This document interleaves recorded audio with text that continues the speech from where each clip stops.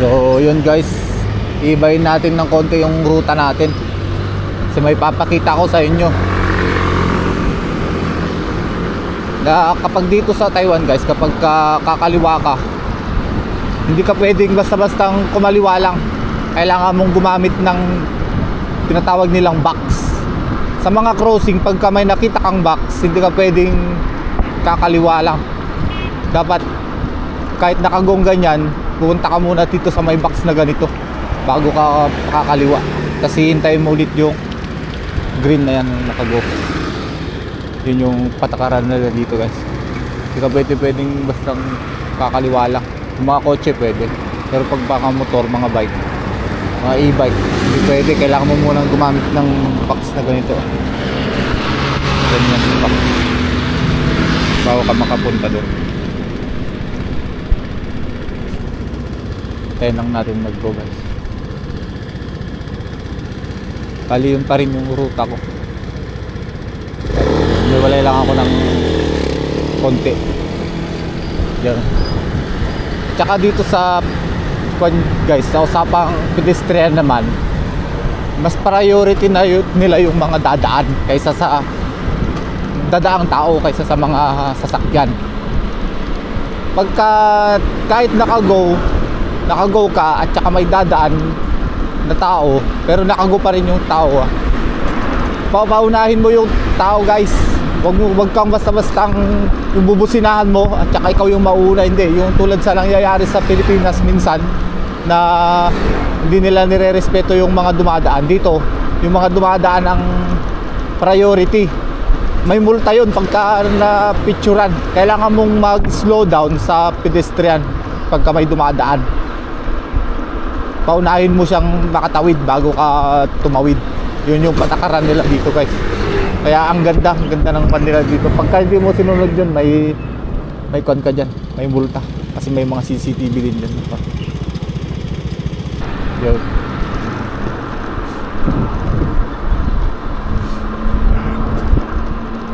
Karaniwang nangyayari yun sa mga pagkakaliwa kang ganyan. Tsaka may dadaan dun sa kabila kasi nakago yun eh. Yun, paunahin mo muna sila. Pagkagaganong ka eh, yung pedestrian dito eh nakago, hindi mo pwedeng busi-businahan yun. Yun yung usapang dito guys, usapang pedestrian. Ganda yung batas nila dito. Lang yan, mga hindi pa masyadong matagal ata na pinaigpit na batas nila dito yan. Kasi may nangyaring aksidente dati sa ganyan na pinalita, kaya ginawan agad ng action. Aksidente dito sa Taiwan. So yun yung usapang pedestrian, tsaka yung usapang box na box. Sa motor, e-bike, hindi ka pwede, ulitin ko lang ha, sa motor, e-bike, saka sa bike, hindi ka pwedeng basta-bastang kakaliwa lang.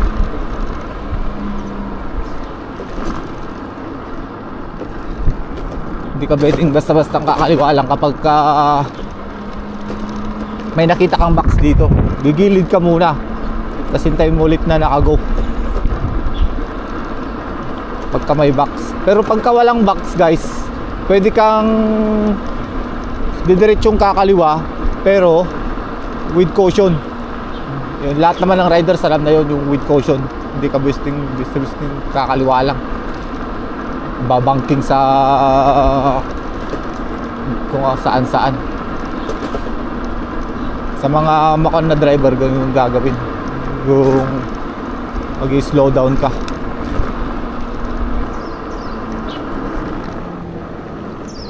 Dito na naman ako sa company guys.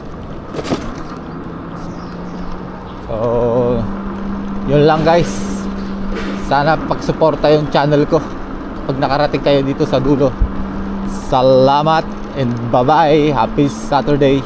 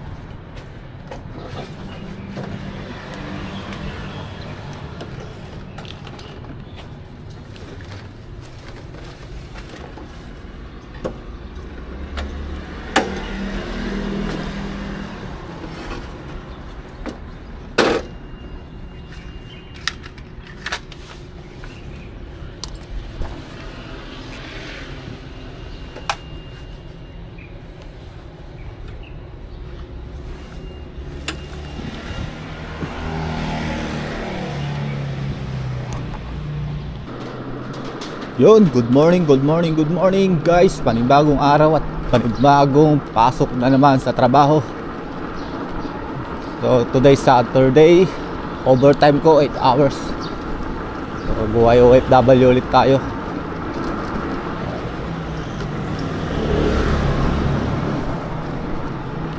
Sana gabayan mo kami sa aming araw-araw na pagbabiyahe. Yun, may dadaan na tren, oh. Maipon na naman yung sasakyan dyan. Ay hindi, yung pal lang to, yung saglit.